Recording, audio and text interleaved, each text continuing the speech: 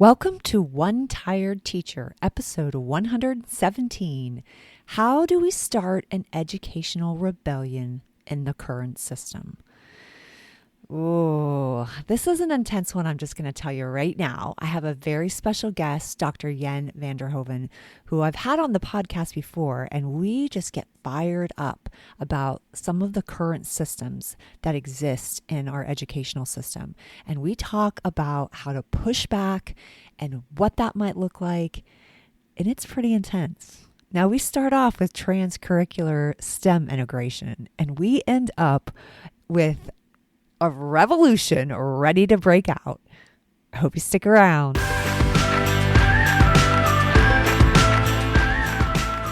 Welcome to One Tired Teacher. And even though she may need a nap, this teacher is ready to wake up and speak her truth about the trials and treasures of teaching. Here she is, wide awake. Wait, she's not asleep right now, is she? She is awake, right? Okay. From Trina Debery Teaching and Learning, your host, Trina Debery. Hey, so today is intense and it's long. So you might want to break this into a couple of parts, or you might want to just snuggle up and get ready because you are going to be fired up.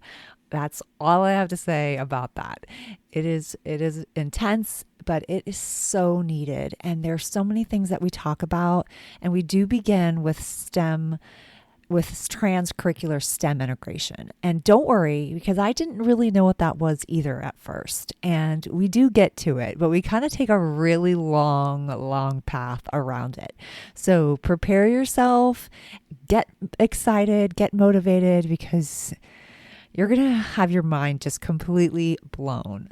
And there are some parts of this that have some more adult language. So I want to remind you of that too while you're listening. Nothing crazy, but just a little bit. And so I want to tell you that if you've got little ones around, that you might want to consider that. And also, I want to share that Dr. Jen Venverhoeven, she's incredible. She's amazing. She's doing huge things. So that's going to be an exciting thing to watch in the next couple of years to come. But she's truly amazing, and I am so honored and proud to call her a friend. And yeah, I think you're gonna love her. So, but it's intense. So get ready. And the other thing I want to share is that Dr. Venverhoeven, it's hard for me to call her that because she's Yen to me, but both of us are speaking at STEMCon 2021 this year, and we are excited and proud to be part of such an amazing lineup of people, and she is definitely one of them. So if you are looking for more STEM and more conversation about just hands-on learning and thinking, and really deeply thinking about content and not even necessarily about content, more about like those soft skills of problem solving and critical thinking and collaboration and those kinds of important 21st century skills, then STEMCon 2021 is your place to be. I'm going to link to it in the show notes. You can find it at trinadeberyteachinandlearning.com/STEMCon 2021. All one word, STEMCon 2021. I hope that you join us because it's going to be amazing. Let's get on with the show. So welcome. I am so excited to have Dr. Jen Verhoeven on the podcast again. She was here, it's been a while, like a year ago. You were on episode 73. It was distance learning, STEM, and educational reform, which I'm going to link to. That was so fun. We had so much fun. Today, we are going to talk about transcurricular STEM integration, which don't worry if you don't know what that is, because I didn't know what that was. And so we are going to find out all about it and the impact that this can have on our students. So first of all, welcome, Jen. Thank you, Trina. And I am so delighted to be here again. Like, every time I talk to you on this podcast, I always walk away with such new insight and ideas and things. Mm. So thank you Oh, for having wow. me. That's how I feel. Like I am always like, oh boy. And it's always like a little bit of nerves in the beginning because I've told you this before. I'm like, oh, I'm not smart enough to have this conversation. And Oh, then but goodness. then No. you're so like I just love who you are as a person. Like your heart and your Oh, thanks. so then I get over it. Then I'm like, it's okay because it doesn't matter because she's not going to judge you. So it's No, all gosh, right. more than likely, she knows more than I do, everybody. No, no, So no. That's definitely not true. Okay, so I know that for my audience out there that Mhm. we have talked about integration, we've talked about STEM and STEAM integration, we've talked about even integrating those concepts and those disciplines in makerspace. That's what I've been talking about Yeah. for months, and now I am like, even when we first talked about like having a conversation, Mhm. I was like transcurricular. Like that was a word that I actually had to look up and I felt like, kind of dumb. But, I think that's okay. I think it's okay Yes. for us to learn new things and not to know everything that's come along or terms that are, that are being used or said. And I think sometimes when we're kind of stuck in our little own school bubbles, like sometimes we don't know things. And I think it's important for us to like to learn and grow. Yeah, well, I also want to say too, transcurricular is something I wasn't familiar with at all until probably the later end of last year, after the Mm. pandemic and all of this hit. And so it is definitely not a term that people are familiar with. And the fact that you're hearing it now, you're probably one of the early adopters. So I just want to say Mm. that out there. So this is one of those things where it's like, okay, now that you know it, and after this podcast, feel free to throw it around and Mhm. get this to spread because Yes, I think it's going to be the next evolution of the STEM movement. That's my belief. that is exciting. That is really exciting. Okay, so explain exactly what it is because people were probably like, Sure. "Do I have to go Google it?" So, which is exactly what I did. And you know what? Yeah. After you explain, I want to tell you like how it made me have this connection to like years ago of learning, and I want to explain that. But you explain what it is first. Yeah, actually, I'm going to go backwards because you know how I Okay. am. I'm going to share a little bit of the story behind it first because giving you the context is going Mhm. to actually make the definition of it make a lot more sense. Okay. Okay. So, how I came into it is that last year I was invited to sit on the Iowa Governor's STEM to STEAM working group. Mm. And that working group was tasked to do research on whether or not we should turn our Iowa STEM councils, Iowa STEM Council to the Iowa STEAM Council with an A. Mm. That was like simple, it would have been like a rebranding. We would have said, oh, hey, art, and dance around and huzzah, and we're good. But, when we actually looked closely in the literature, because what happened when they pulled us all together is, one thing that I love doing is listening to many different perspectives and opinions. So, Mhm. of course, being the co chair on this working group, I was like, we got to get everybody, businesses, professors, teachers, right? Like the people that are heavily involved and invested in STEM education, Department of Education. We had members coming around, and I tell you, it was tense because you've got Yeah. the purists who Mhm. are like, no, art shouldn't be in STEM and it dilutes the whole thing. We might as well just call it school again, right? But then you've Mhm. got the art folks who are like, but no, look at all the issues with STEM sometimes, and it's not Yeah. reaching everybody. And, how do we bring in creativity and innovation and all that stuff? Mhm. So rather than duking it out, Mhm. what I suggested and we did is we went to the literature on, what exactly has been the STEM movement and what exactly has been the STEAM movement. And Mhm. here's the most enlightening thing about both. They both share exactly the same problems. Mhm. So Mhm. what this told us, and I'll share with you with those problems in a second, but what this told us is it doesn't matter whether it's called STEM or STEAM. That had nothing to do with it. Calling it something didn't change the underlying problems. And here's what the Mm. underlying problems were. Okay. Oftentimes, there were many programs that would do STEM, but in reality, it was engineering. Oh yeah, and since it's engineering, it's STEM. And then Yes. there's other Yes. programs, you know, that are like, oh Oh, yeah, so we're true. robotics, Mm-hmm. but hey, we're gonna have them draw a picture. Now we're STEAM. Boom, it's great, right? And Yes. so what happened is the definitions for both STEM and STEAM, what they were intended to do, how they are assessed, Uh-huh. all of those things have been rather ambiguous, Mm-hmm. right? Like it's open to interpretation in many ways. And so, with that in mind, thinking, okay, we're charged with literally what is the next evolution of the STEM movement? Mm-hmm. Where does it go next from where we are? We said it has nothing to do with what subjects are involved and what the semantics are, Ah. right? Uh-huh. And then we started talking about, okay, well, let's look at our test scores, right? We know in 2019, still 60% of our fourth grade students test below proficiency in math.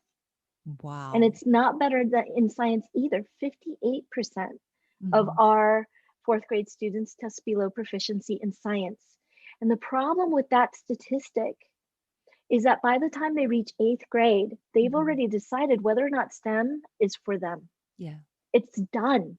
So Yes. any programs that go into middle school and high school only reach a certain number of students, but you've already lost so many So many. Mm-hmm. because they haven't had authentic experiences Mm-hmm. in elementary.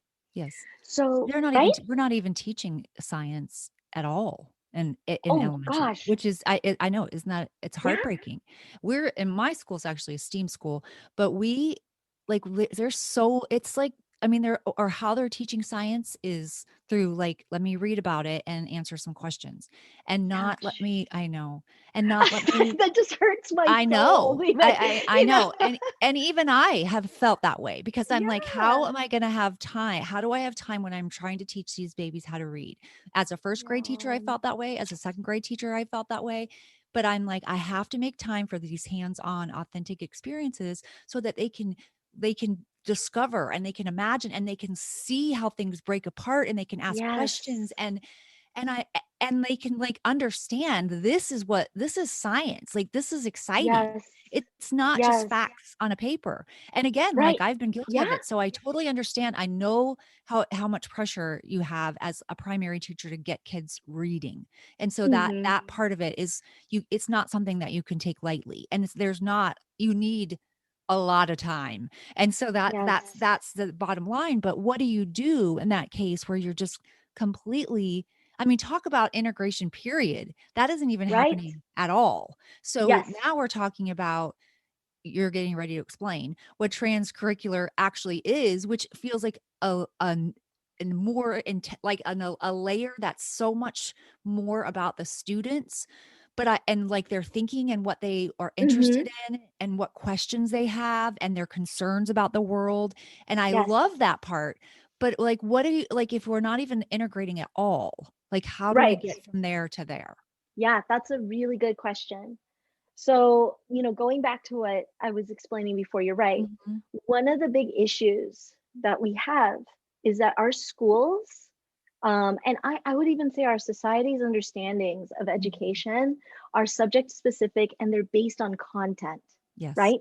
Mhm. Facts and content and curriculum. They're 100%. That's what we look at. That's our Mhm. assessments, everything through and through. But the problem is our standards, all of them, Common Mhm. Core, Next Generation Science Standards, the new Social Studies standards, moved away from content. Mhm. They went into 21st century skills-based understandings. Now, Mhm. I'm going to totally get to what you were talking about. How is a Okay. teacher going to be able to do all of this? And I will tell Mhm. you, it's going to be a lot easier than you think. So I'm going to just share that little teaser there. But Okay. here's the thing, okay?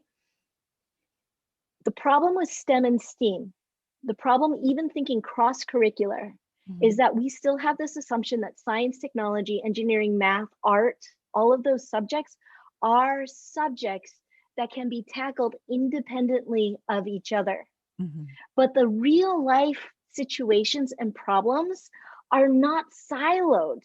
No. into these subjects, right? Mhm. The difficult problems that we face in our society now requires a complex three-dimensional approach where, and Mhm. here's the difference in how we think about, like, how we approach things transcurricularly, at least in my mind. This is my interpretation too, just based on the work that we've been doing. It is in the service of using the subjects as tools Mhm. to find the answers and the solutions that we need. Okay, I'm going to repeat that. Mhm. The subjects are tools that we use to approach a problem or or to find an answer to something. Mhm. Okay? But understand, if I'm building a house, for example, okay? Mhm. I don't spend an entire year learning about how to use a hammer. Yeah. I don't spend an entire year learning how to use a wrench. Mhm. I don't spend 3 separate classes going, okay, it's saw Isolated. time. Yeah. You Yeah. know, Yes. right? Yes. We don't do that. Now imagine if we learned how to build houses that way. It Yeah. couldn't happen. No, it would take When forever. right? Yeah. When we build, it's about knowing, having the knowledge. And Mhm. here's the thing that I want to share. It's giving students and teachers too the knowledge of which tools you need to use when they need to Mhm. be used, Mhm. right? Yes. So when we build a house, it's giving students the practice and the knowledge to know, oh, I need a drill in this bit, and I need this kind of screw to use that. Mhm. And Mhm. here I need a hammer, and here I need a wrench, right? Yes. Yes. That's moving from subject specific Mhm. and even moving from STEM and STEAM to a transcurricular approach. Hmm. So, a transcurricular approach, in a nutshell, is moving the subjects out in the periphery Okay. and moving the skills, the 21st century skills, in the center, in the service of Mm. creativity and innovation. Yeah. And I got to share this back to our story Okay, I love that. because, what happened was when we actually got people to understand STEM and STEAM have the same problems, we're Mhm. still not getting the students into them or excited.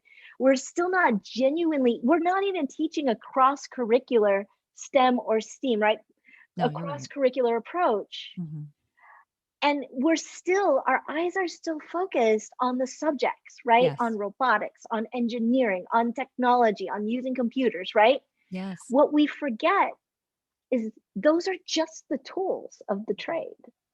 What we have to do in a transcurricular approach, in a truly transcurricular approach, is approach it by looking at the problem or the situation Mhm. and then knowing which subjects or tools can help inform and enlighten that, that context or situation, right? Okay. So Mhm. that's why a makerspaces, like I love Mhm. the stuff that you do with makerspaces because that puts creativity Yeah. in the center. In the center. Yes.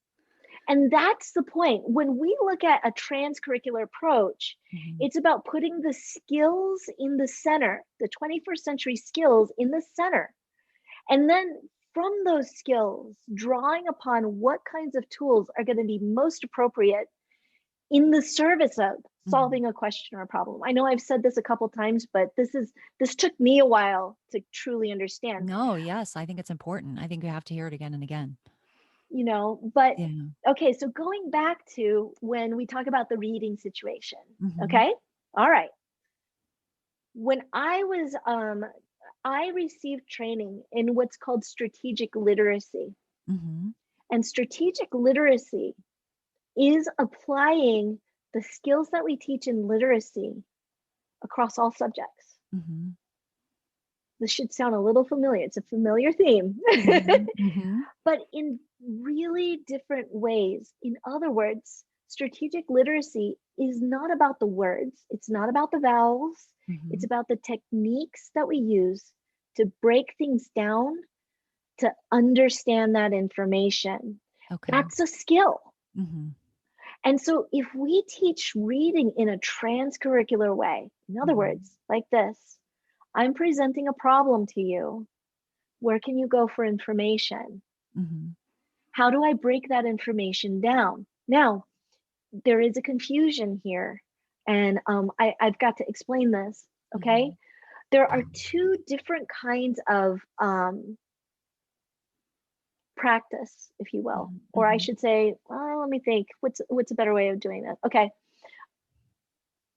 I'm just trying to think of a better metaphor, and it's hard because this is the first time I'm explaining it. Uh-huh. This is truly the first time I'm explaining it. Okay, so there are two kinds of ways you have to approach learning, right? Mm-hmm. One way is you've got to give students practice, Okay. repetition over and over Mm-hmm. again, right? This is important, yes, but the problem is a lot of education, they stay they Yes. stay in that. They stay in And the that one repetition way. Yes. in that one way. And the problem is that's not mastery. No. And it's also not We, motivating. it's not no, because it's out of context, right? Yes. This is the same as we're going to take an entire hour and we're going to teach you how to use a hammer. Yes. Right? You would And want it's to just, take the hammer and pound your head. I mean, yes. that's like, it's making me think of like teaching sight words in Oh isolation. gosh. Like that. Exactly. Yes. It's like, that's so boring and it's so out, it's not in context. It's so confusing. And kids with dyslexia, kids with our Oh second language gosh. learners, these kids they're struggling with that approach. So Yes. that what you're saying makes sense. Yeah, exactly, right? But the problem is we keep thinking that that's learning. That's not Yes. actually It's learning. not. Mm-mm. It's repetition of skill. It's memorizing. True. Yeah, it's memorizing, right? Which we all know in Bloom's taxonomy is like Mhm. the The lowest low. tier. Yes. Mhm. Okay. Then when we look at true mastery, right, which is if you look at the 21st century skills that are embedded in all of the standards, Mhm. we talk about moving from right beginner to intermediate to mastery. Okay, Mhm. here's the thing, when you look at what mastery looks like across all the standards, their skills are almost completely identical. Hmm. I'll give you an example. If you look at the skill of analysis, Mhm. every single subject has some form of analysis. Excuse me. So if I teach a student how to analyze anything, Mhm. I have just covered every subject. Mhm. And that's what we have to do. Hmm. Okay. Yeah. That yeah, wow. Right? Because think about this. It's sort of like, that adage, if you teach a person how to fish, if you give a Mhm. person a fish, they eat for a day. A day, If and you if you give them teach a them, fishing pole, yes, if they you give them, right? feed yeah, eat for their life, or they can provide for their Okay. family and so on. The Yes. problem is school is about giving them fish every year. Those are Yes, your facts, for a day. right? Yes. Mhm. For a day. But in order to teach students how to learn Mhm. anything, and I'm going to say this, if you can teach them the skills to learn anything, Mhm. anything at all, they will be able to accomplish everything that you give them. Yeah. Yeah, that's good. That's so good. And that's the whole idea for me, like around what makerspace means. Like that's what Yes, that means to me because I feel like we're teaching them how to learn, how to think, how to problem solve, how to think critically right. themselves and not just handing them the answer or telling them that it has to Absolutely. be this exact way and everyone must do this exact thing and this is what it's going to look like in the end. We don't know what it's going to look like in the end. They're the ones that are going to come up with it, what it looks like in the end.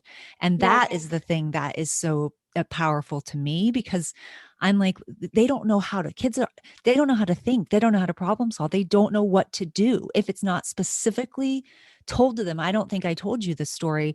I was in the engineering class, which again, in hmm isolation, hmm teaching in the engineering class. yeah, I had to go there for a couple of classes and the activity that was left for me, I'm like, I'm not doing this. This is like we're all building the exact same thing. And yeah, yeah. I'm like, I don't want to do this. That's So not even engineering, yeah, right? I know. Yeah. So I'm like, I'm not doing that. So I did what I wanted to do. I'm like, well, I want to read. Like I want to read them a story. I want them to Yeah. come up with solutions to the story. And so I just gave them certain kind of materials, but I was like, I'm not going to say anything else. Like you have to determine this yourself. Yes. You have to even Yes. understand the problem. I'm not even going to tell you what the problem is.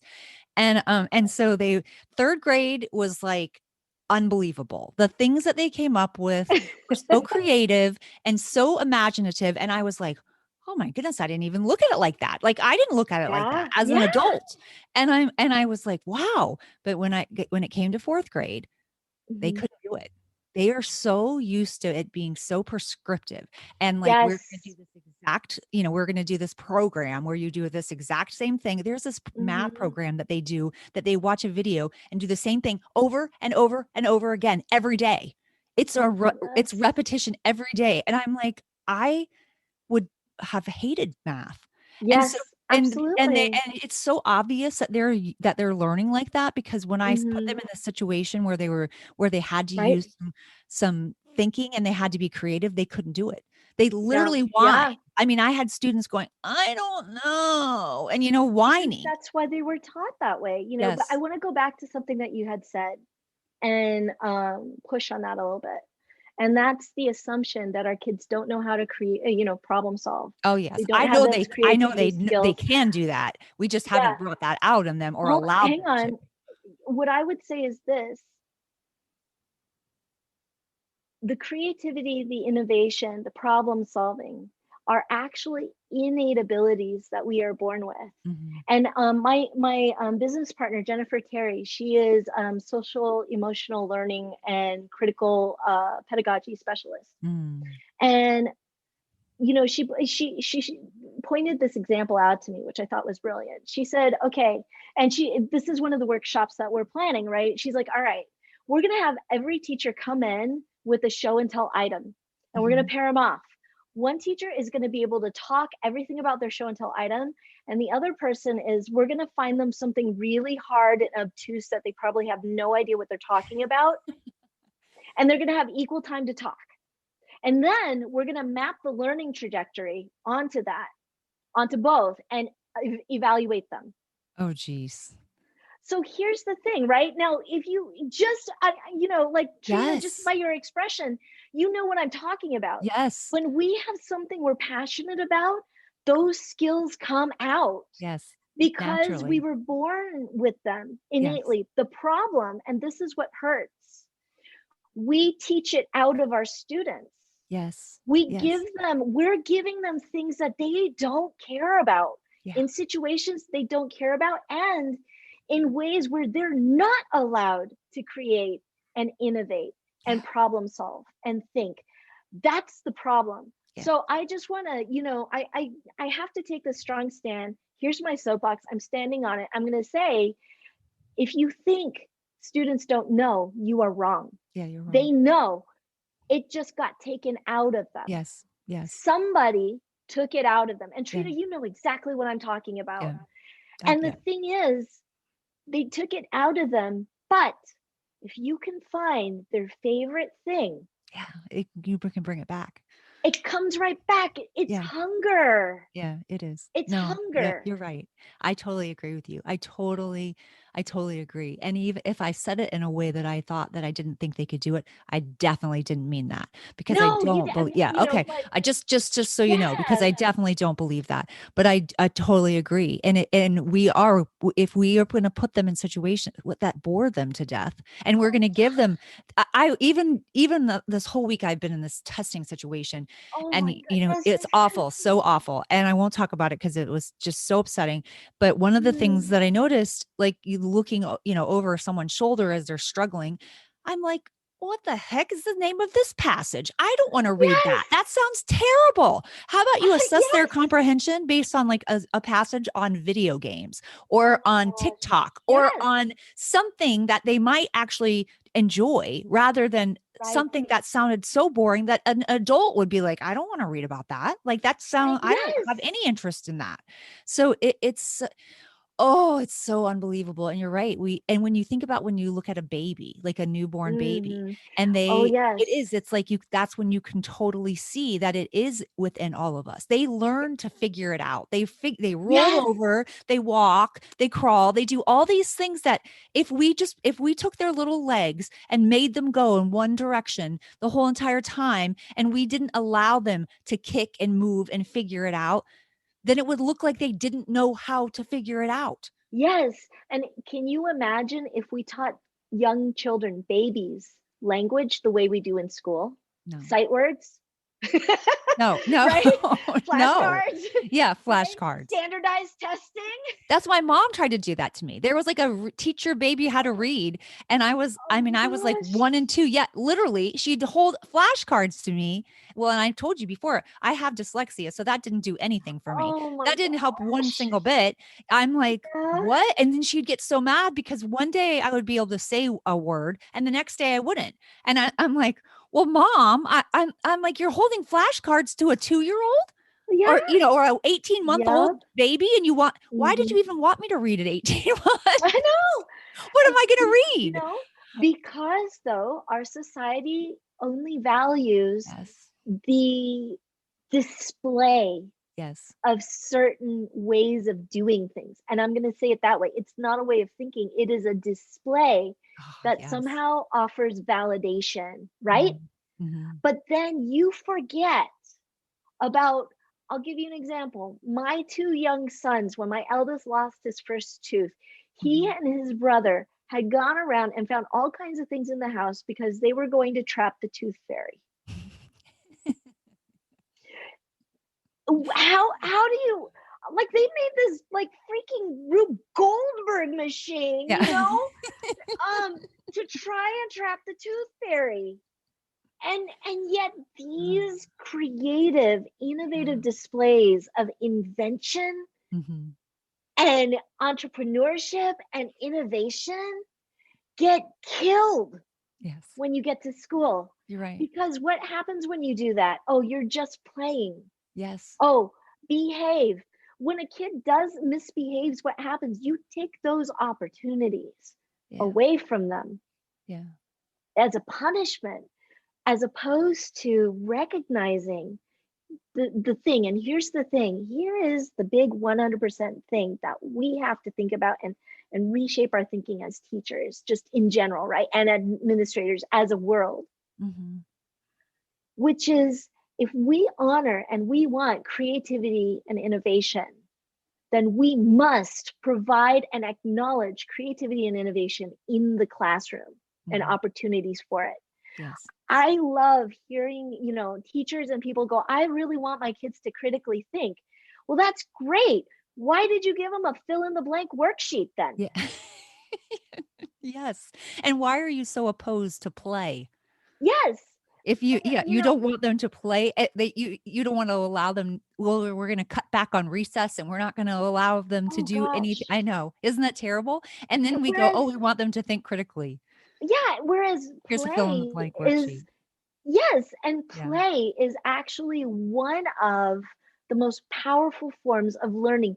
Learning through play is our innate nature of how Yes. we learn and how we master things. Absolutely. And how we figure out the world. I actually, Yes. that's a section in my course, in my Mastering Makerspace course. I talk about the Yeah. value of children's play because I'm like, it is so crucial. And Yes. we're robbing our children of this. We're We robbing are. them in the classroom. We're robbing them outside of the classroom with the massive amounts of homework that people are assigning. Right. It's a constant.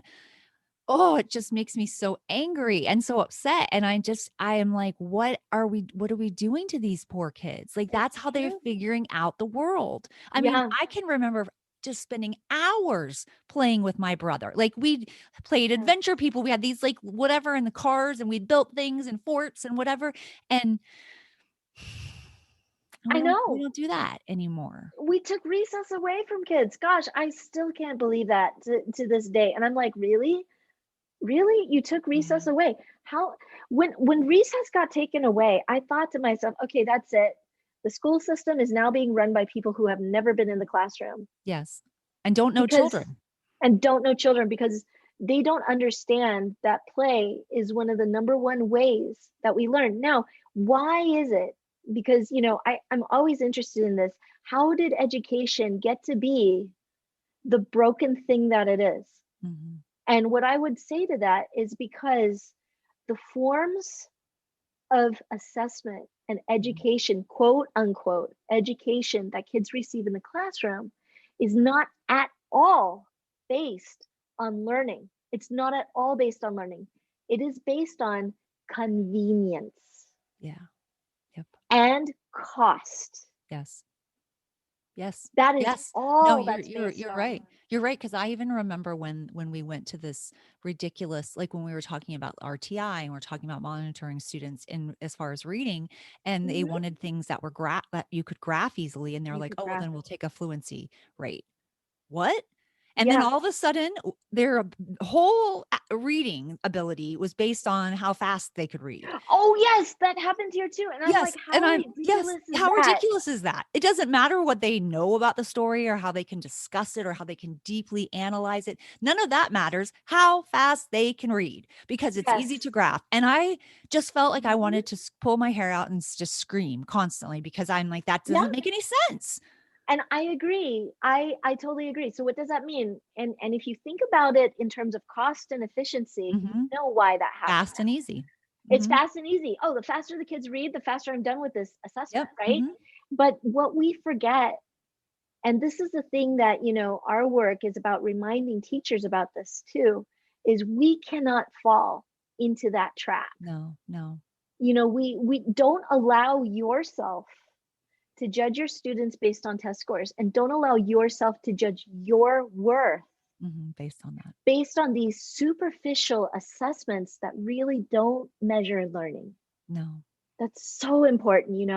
it is. Um, and then I feel like, okay, but tell me if I'm wrong. We're now in the dark, dank place that all of us are like, okay, screw that. Mhm. Right? What do Yes. we do next? What do we do next? Yes. And I think this is where the push is, okay? Up to this point, we've only seen and we're only used to our ways of education. Have I ever shared the 4 levels of hell with you, educational hell with you, Trina? No. Okay. So there's this whole conversation of this that I studied in grad school, which is why after 50 years, after all of this, why is it reform-based education doesn't work, Mhm. right? Mhm. And the reason why is there is a researcher named Mark Winchittle, great science researcher, methodology, and all of that stuff. And he describes it as 4 levels. I call it the 4 levels of hell, similar to, Voltaire's levels of hell. Anyways, so here's the 4 levels of hell. The first level is that we have to look in ourselves and address the misconceptions we have about education and how we teach. Yes. For example, the mindset that I have to teach 7 subjects and cover all of these subjects well, I will tell you right here and now, you are in a losing game. For sure. Because, right?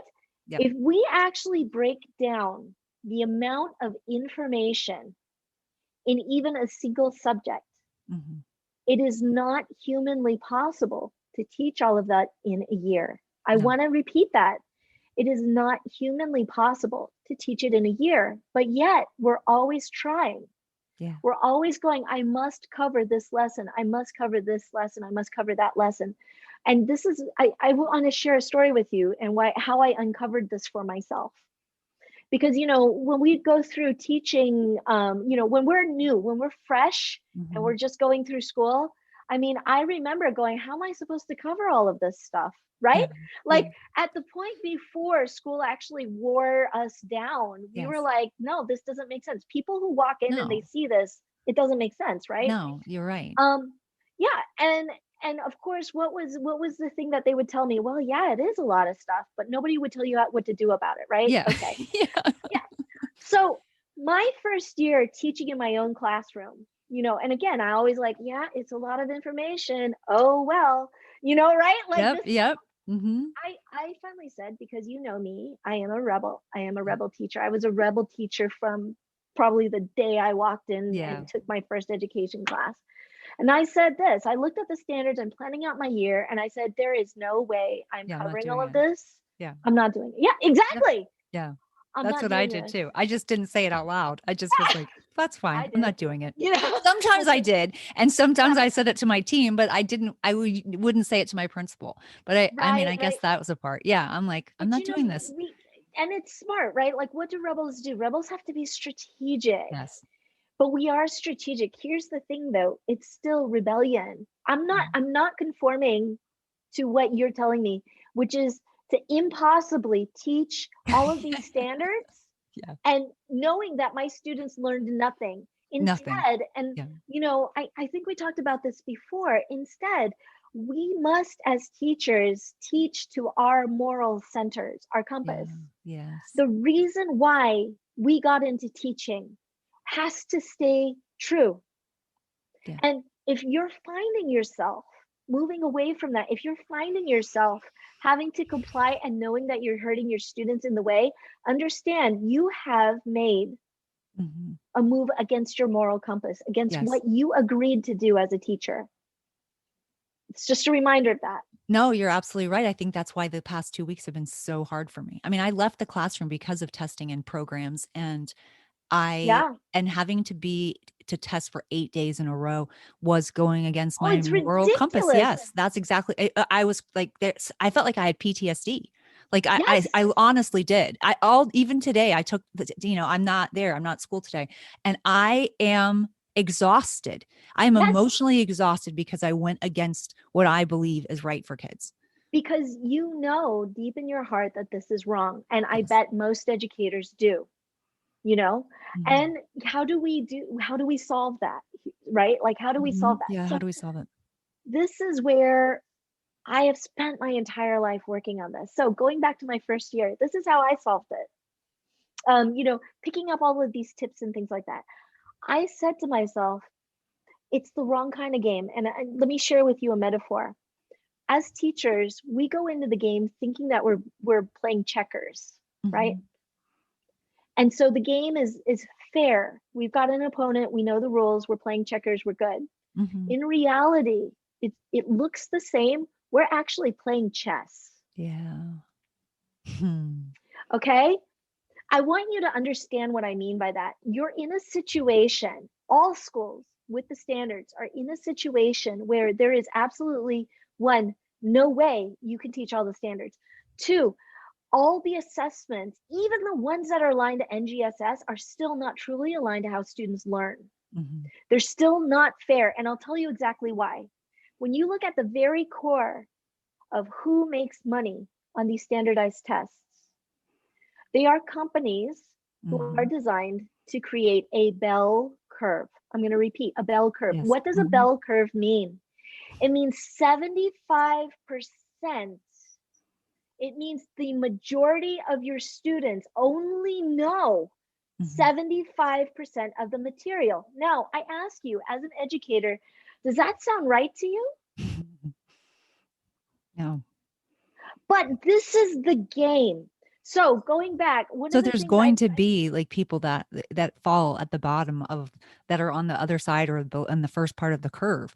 And yes, it doesn't even matter if they know the equally amount as somebody else because there has to be someone at the bottom. well, yes, and here's the thing: a standardized test. I'll give you another perspective. If I hired a company and it turns out that 90% of our students Mhm. got 90% on that standardized test, do you think that company would still be in business? No. Considering that a majority of the public believes, and a lot of college professors still do, that you should have a bell curve. Otherwise, it's quote unquote too easy, Yeah. right? So But if you actually did learn the material and you knew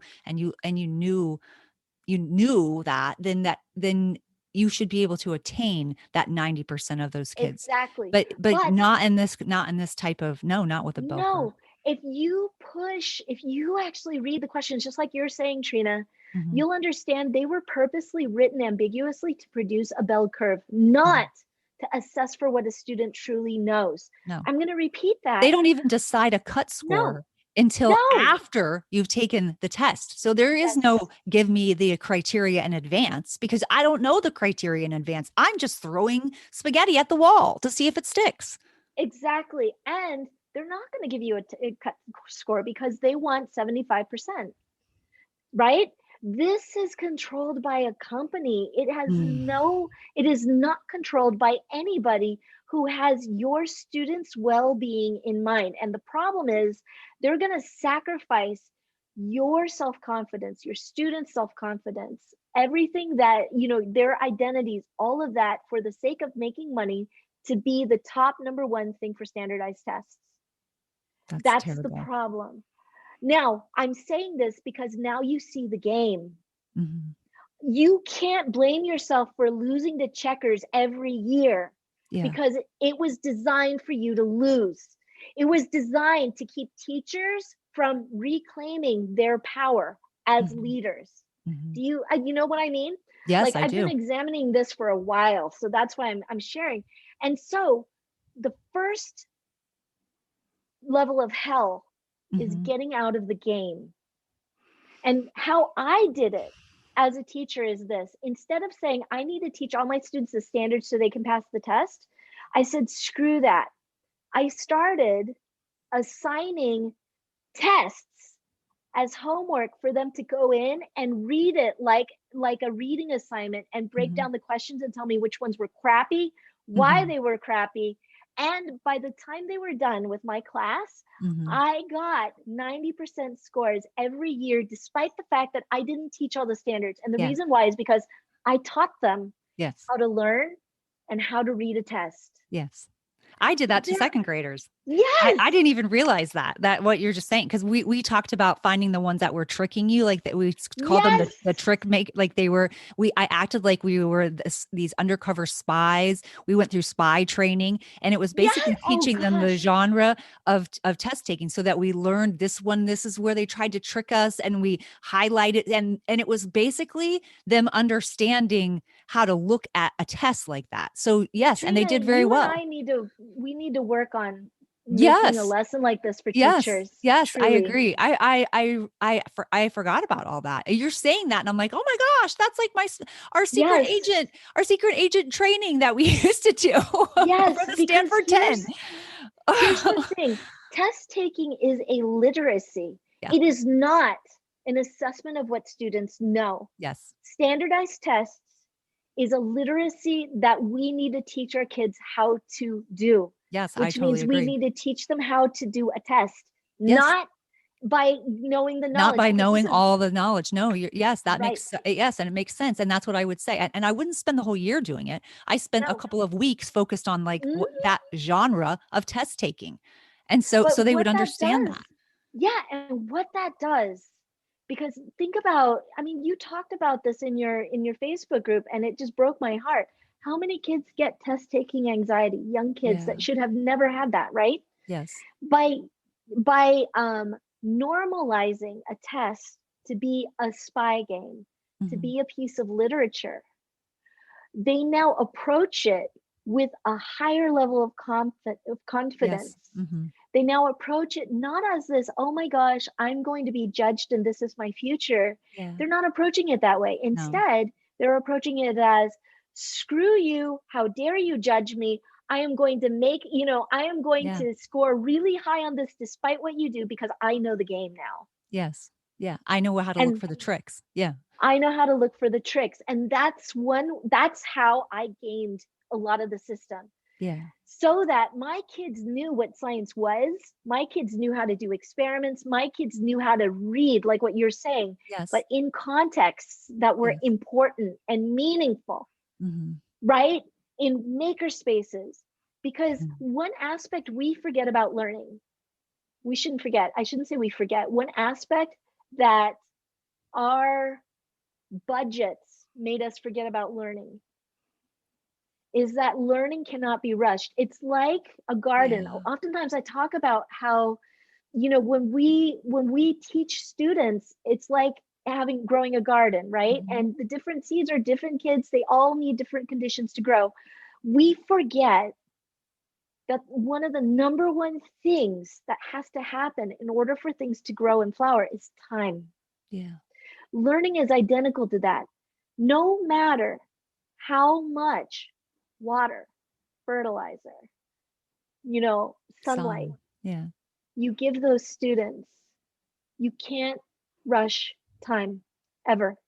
No. So even if you cover all the materials, think about what happens if I overwater a plant.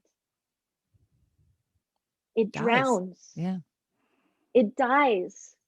And that's what we're doing to so many kids in education. Oh, wow. Right? Yes. No. So, Wow. I want to know the other 3 levels of hell and how to okay, get so out of them. first level of hell is us, right? Realizing the game Mm-hmm. and breaking out of playing the game.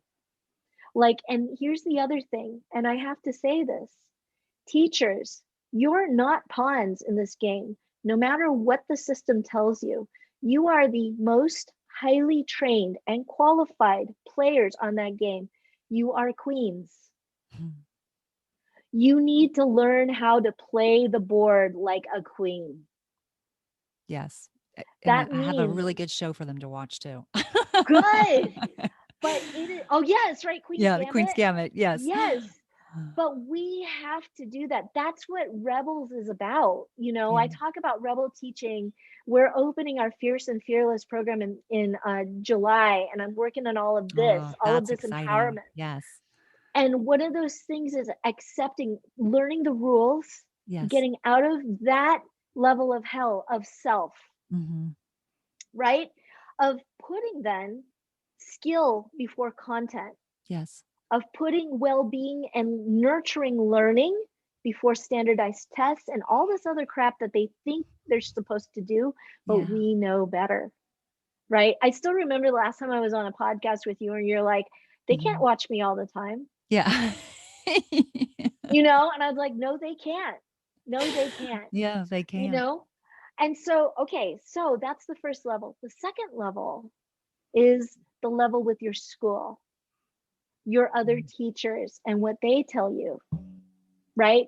Yeah. Oftentimes I work with rebels. So, Fierce and Fearless STEAM teaching program, rebels teaching are, rebels teaching elementary STEM.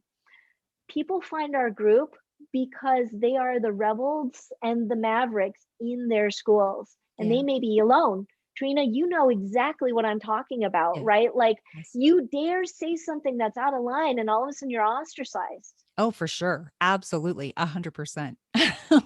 Yeah, Yeah. Yeah. because conformity means there's no problems, and conformity means I don't actually have to do anything, Yeah.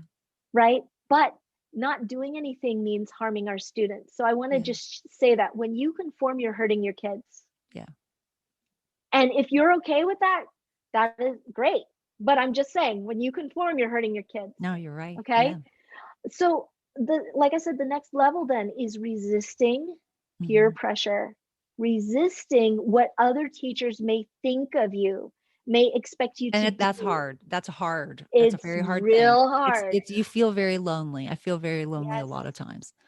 So, Yeah, and again, that's part of the reason why we have our Rebels Teaching Elementary yes, STEAM, which which I'm gonna we link work to on. because no, you're right. Thank you. Yes, because no, it's true because is you can find other people that feel that way too, that are trying to resist and trying and not playing that game. And you Yeah, need those people because that's the loneliness sometimes will get to you. yes, it's really true. And it's really hard because you feel like you're one person against the entire world, Mhm, right? mhm, mhm. And in some ways, you are. You have to battle 4 levels of hell. And just because you think you've battled your own, it's going to come back over and over again. It's like a habit or a trait you're trying to break. It still is Yes, there because yes, we were probably, our upbringing, our ways of going through school are probably very similar to the ways our kids are going through school. So mm, our ideas of what school looks like has mhm, to be broken. But if we never had examples of that, it's very hard to break, right? mhm. Yes. So finding like-minded teachers in groups, collaborating with them, talking about it. I when I started Rebels teaching elementary STEAM, I imagined, you know, a coffee shop where everybody casually goes in for coffee. And every once in a while I'd stand in front of the door and people would give me a secret sign and I'd let them through the back where we talk about, plans for like, Yes. right? Like plans For for an rebellion. overtaking. Yeah. Yeah. For rushing. Yeah. Rushing the Yeah, it's Capitol. insurrection. And I am talking about that. I am talking about insurrection because we have to. We don't have a choice. Yeah. We're being pushed to the point where people are breaking and we cannot Mhm. accept it anymore. Yeah. So second level, teachers. Okay, third level, district. You notice these Hmm. levels get harder and harder, and it's Yes. true, right? District, what does the district say? What does your school board say? What does your admin say? I have a teacher who has a vice principal who has never taught in the classroom. This individual came from being an administrator at a juvenile Yes. prison. Th- I have that. I have that. Yeah. You Shoot. might be talking Oh, about me. Yes. okay, because I I try don't know. and I think she did de-identify teach. people. Yeah. I think she may have been in the classroom at some point, but she definitely came from the prison system. Yes. Unbelievable, folks. I'm Yeah. just saying. Yeah.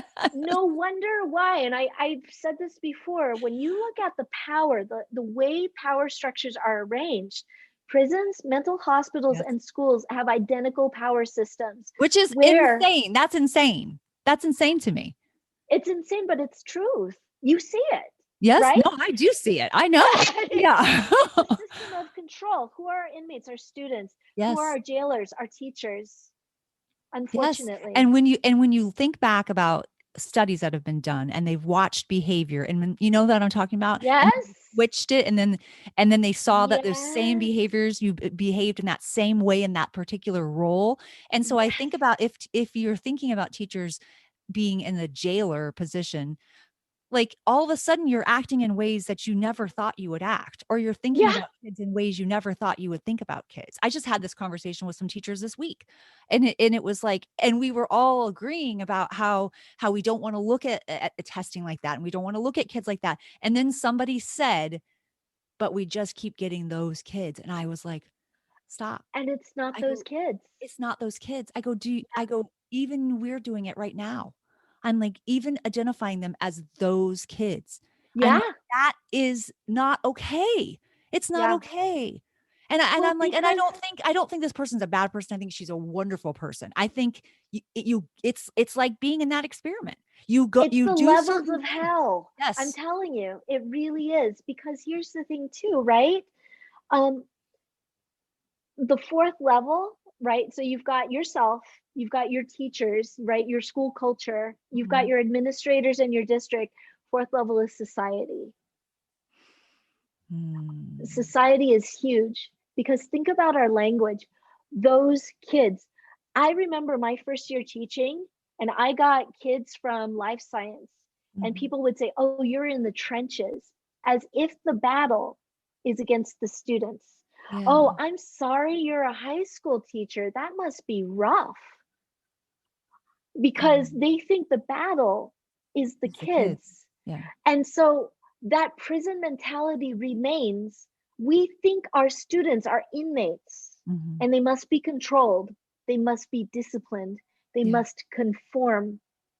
Whereas we as teachers have to step into the role of being the guardians Yeah. and the advocates for our children.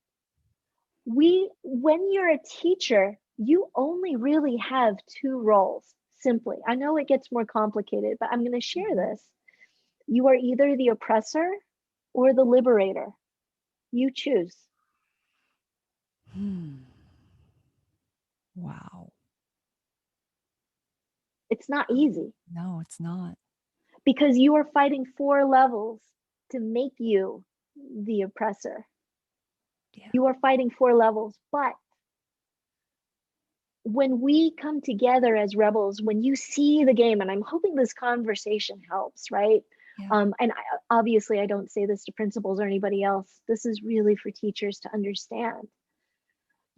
When you see the game, the one thing, there's kernels of hope in there. This is the reason why, like I said, we started this group and we started this movement, this global movement, is because the system has also, you as a teacher, it's almost like you have these 4 levels that are Mhm. crushing you to make you think you are less than who you are and you Mhm. are powerless.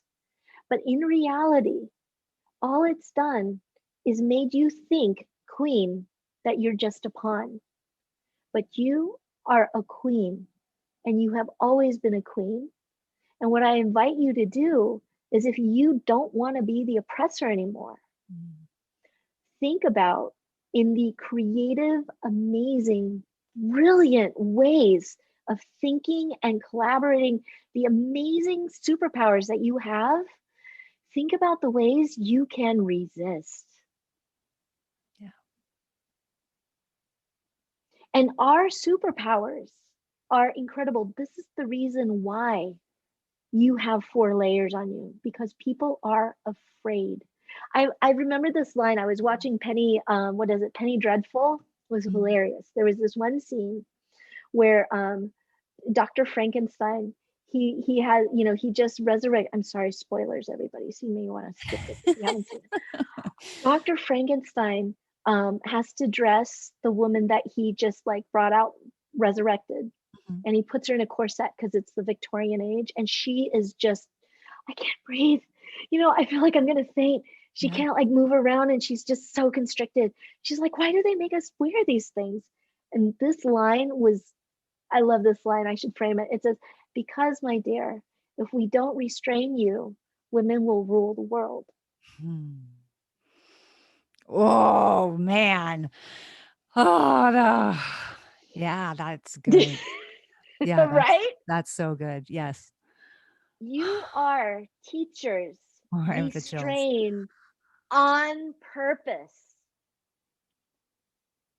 because you are so powerful.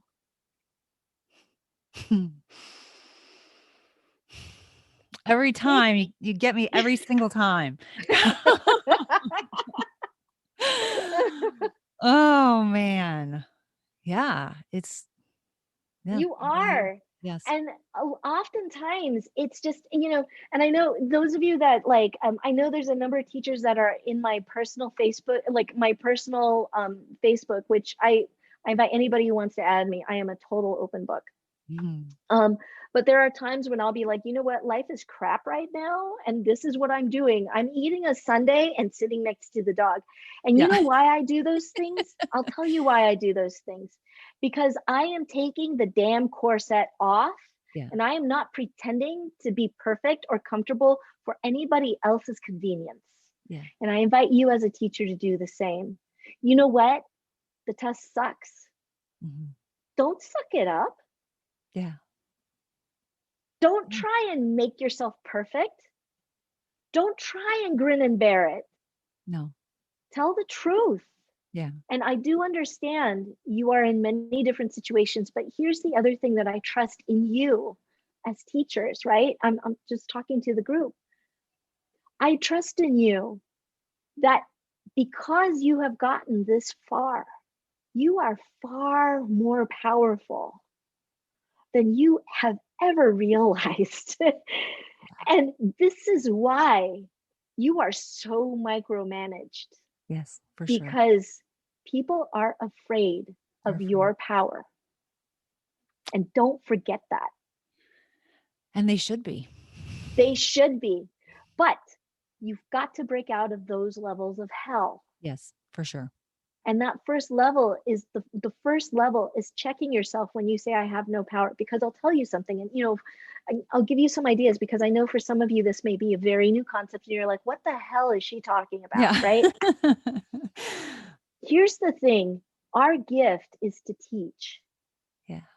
Our gift is to teach. And what I invite you to do is not just save that gift for your students. It is not just for your students. You were born with an innate ability and a gift to the world. I'm going to get teary because this is how I feel. You, as a teacher, come from a legacy of society architects. You are the architects of our society. You are the shapers of the future. We have always been this way. It is our ancestors It is our heritage. It is our right to change society. And you change it by teaching and changing the minds of everyone you influence. So I invite you to break out of that shell, to think, I only have an influence of the students in my classroom.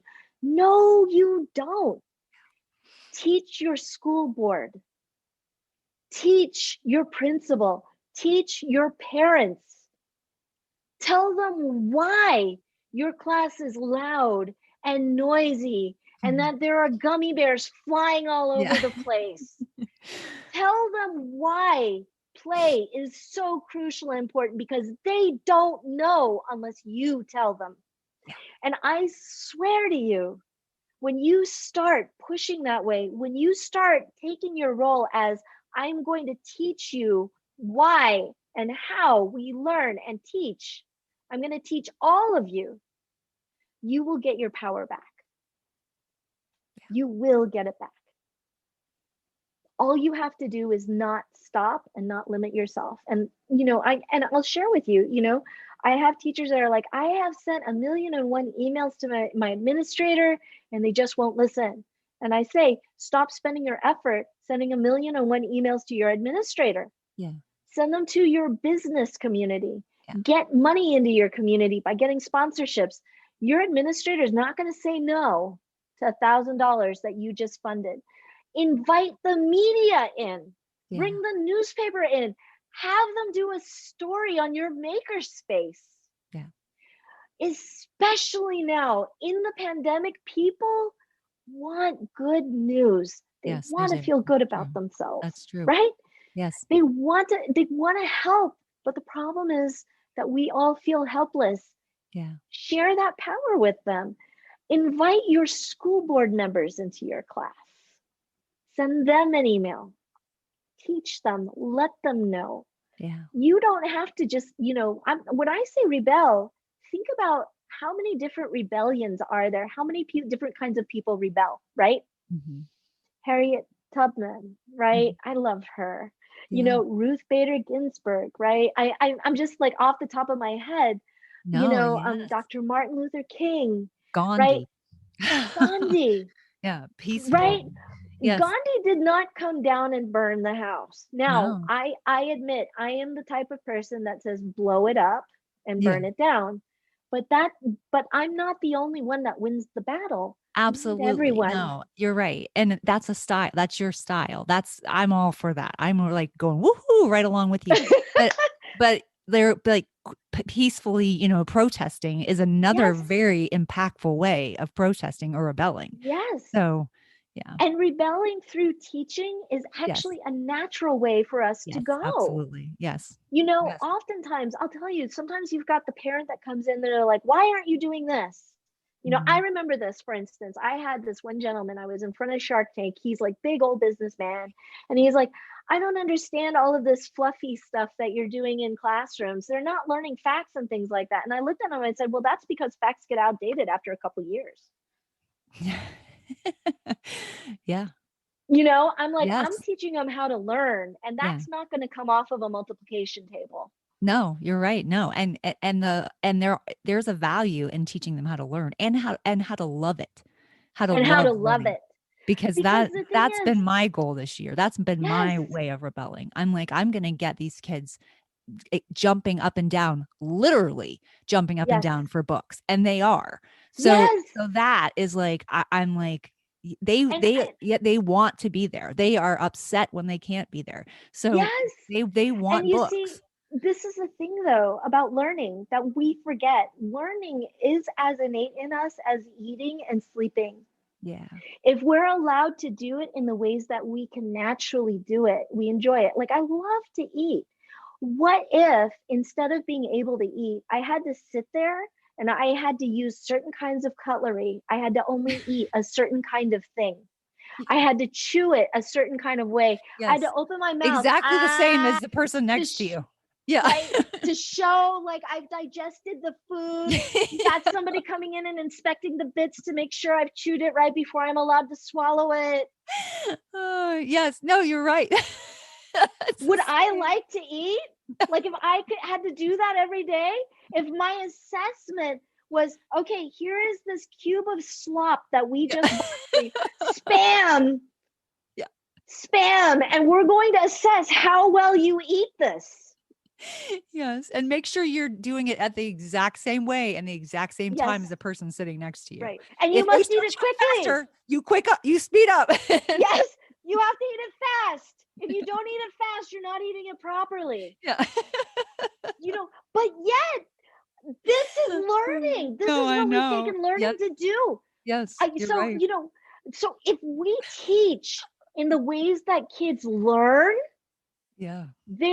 it's going to be so much easier for you. I promise you.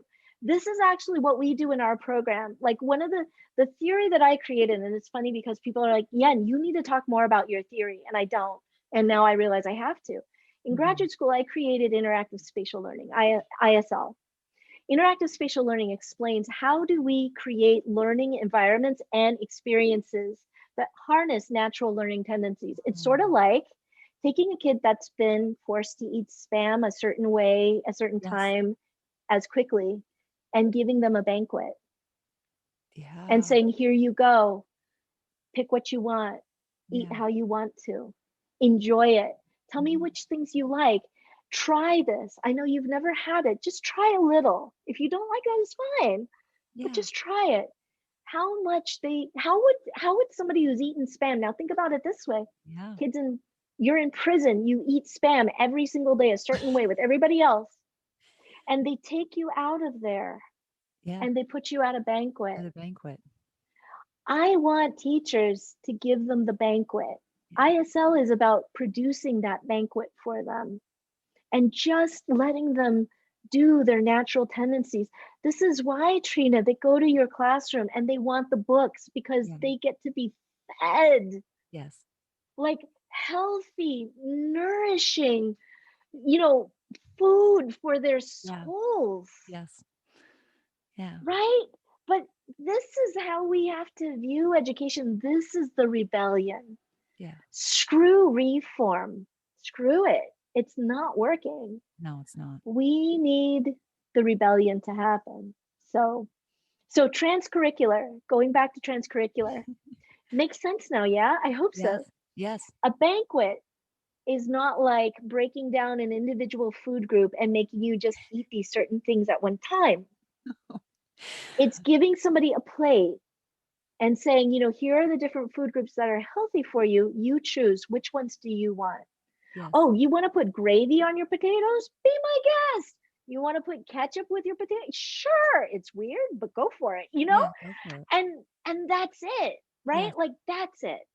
And That's what you, transcurricular yeah, means. that makes total sense. And you've provided the knife and the spoon and the fork and the salad fork and whatever, and you're going to pick which one works for you. And sometimes you're going to pick the salad fork and sometimes you're going to pick the dinner fork. And Yeah, it all goes together and makes sense based on the need of the student or the interest of the yes. student or the Yes. questions And of the and student. I mean some days you do have to say, okay, look, dude, Yes. you can't have the candy bars first, Yes. right? Like Yes. you Yes. You you still can't eat have your to start, peas off of your knife. So yes. right? But it's so different than Yeah. feeding somebody a canned curriculum every day. And that really is what we're doing, folks. Yeah. Yeah. It is. You No, that makes know, sense. I think that makes total sense. Wow, what a way we went around to we get did. to that. Yeah. Oh my goodness. I Oh, hope it was helpful. I think it was so helpful. Thank you I so just much. love Yeah. being on here and sharing I know. this. I love when you do because it's like, oh yeah, we can rule the world. Like I just get so Yes, excited. So yeah, we have to. We yeah, have we to do. tear off the corsets and take over. Yeah. Because, what is this society going to be like if all we No, have are people that are so afraid, who have no, forgotten how to learn, yeah. How who to have live. forgotten how to create and love, Yeah. yes, and innovate. We can't survive. We can't evolve as a society. And teachers are the architects of our society. You are. Forget what these 4 layers of health say to you. That's in your head. You're Yeah. still a queen. Oh, so good. So unbelievably good. You're still a queen. Like, how powerful is that? She's just amazing. She's incredible. I'm so thankful that she was here. And I hope that you stuck around this whole time. I know it was a long one. I told you it was going to be a long one. But some really, really good things, some really good things about what we need to do and how important it is that we push back some yes, we do rebel. We rebel. And even if that means really good teaching, we rebel with really good teaching. It's a step. It's a step. Okay, I hope that you'll join us for STEMCon 2021. There will be some outstanding presenters, and Dr. Jan Venverhoeven is just one of them. I'm talking about Makerspace and talking about social and emotional learning with Makerspace and all kinds of exciting things, and I can't wait to be there and to just revel in the excitement and the energy that occurs in this conference. It's truly mind-blowing. So I hope you will join us. Again, you can find that at trinidadburyteachingandlearning.com /STEMCon 2021. I'm going to link to it in the show notes. I'm also going to link to Yen's Teachers Rebel group on Facebook and some of the other things we talked about. Until next time, this one tired teacher is feeling empowered. Sweet dreams and sleep tight.